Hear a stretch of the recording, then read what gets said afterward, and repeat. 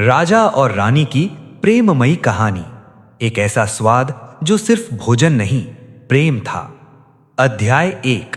सुवर्णगढ़ का शांत राज्य। बहुत समय पहले की बात है।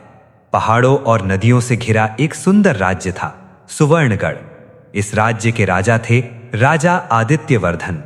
वे वीर, न्यायप्रिय और प्रजा के सुख दुख को अपना समझने वाले राजा थे। उनकी रानी थी रानी सौम्या, सरल स्वभाव, करुणामयी हृदय और अद्भुत संस्कारों से भरी हुई। रानी की सुंदरता केवल चेहरे तक सीमित नहीं थी, बल्कि उनके व्यवहार और प्रेम में झलकती थी। महल में सब कुछ था, सोना, चांदी, दास दासियां, शाही रसोइये। लेकिन रानी सौम्या को सबसे अधिक आनंद स्वयं अपने हाथों से भोजन बनाने में आता था। अध्याय 2। रानी की रसोई। महल की सबसे शांत और सुगंधित जगह थी रानी की रसोई। आज भी सुबह होते ही रानी उठी। उन्होंने सादा वस्त्र पहना, बालों को बांधा और रसोई की ओर बढ़ चली। दासियों ने कहा, महारानी, आज तो शाही भोज है, रसोइये बना लेंगे। रानी मुस्कुराई। नहीं, आज राजा युद्ध से लौट रहे हैं। आज का भोजन मेरे हाथों का होगा। रानी ने खुद आटा गूंधा, सब्जियां काटी। मसालों को कूटते समय उनके मन में केवल एक ही विचार था, राजा थके होंगे, भोजन में मेरा प्रेम महसूस होना चाहिए। अध्याय 3। राजा का लौटना। उधर राजा आदित्यवर्धन युद्ध जीतकर लौट रहे थे। रास्ते भर उन्हें न तो थकान का एहसास था, न भूख का। लेकिन जैसे ही महल के द्वार दिखे, उनके मन में एक विचार आया, आज रानी क्या बनाएंगी।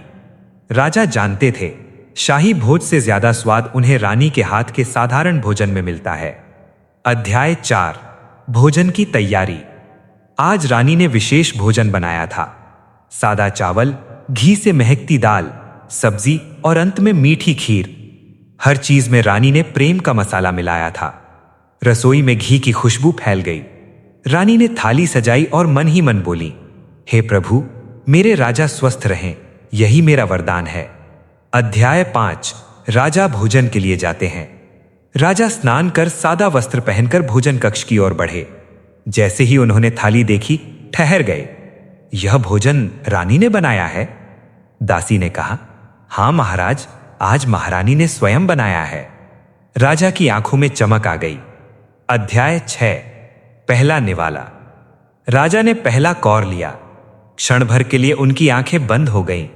वह स्वाद नहीं था, वह विश्वास, स्नेह और साथ निभाने का वचन था। राजा बोले, रानी, यह भोजन नहीं, यह प्रेम है। रानी मुस्कुरा दी। अध्याय 7। रानी का उत्तर। रानी बोली, महाराज, जब पति थककर लौटे तब पत्नी का कर्तव्य है कि वह उसे प्रेम से भर दे, भोजन से, शब्दों से और अपने व्यवहार से। राजा ने कहा, और राजा का कर्तव्य है कि वह उस प्रेम की रक्षा करे। अध्याय 8। प्रजा के लिए संदेश। अगले दिन राजा ने सभा बुलाई और कहा, सच्चा सुख महलों में नहीं, अपनेपन में होता है। जहां प्रेम है, वहीं समृद्धि है। पूरे राज्य में यह कहानी फैल गई, रानी के हाथ का भोजन और राजा का सम्मान। अध्याय 9। समय की परीक्षा। एक दिन राजा बीमार पड़ गए। अब वही रानी दिन रात सेवा करती, हल्का भोजन बनाती, अपने हाथों से खिलाती। राजा कमजोर स्वर में बोले, मैंने बहुत युद्ध जीते, लेकिन सबसे बड़ी जीत तुम्हारा प्रेम है। समय बीतता गया। राजा रानी वृद्ध हो गए, लेकिन रानी आज भी रसोई में जाती और राजा आज भी उसी प्रेम से भोजन करते। उनकी कहानी पीढ़ियों तक सुनाई गई।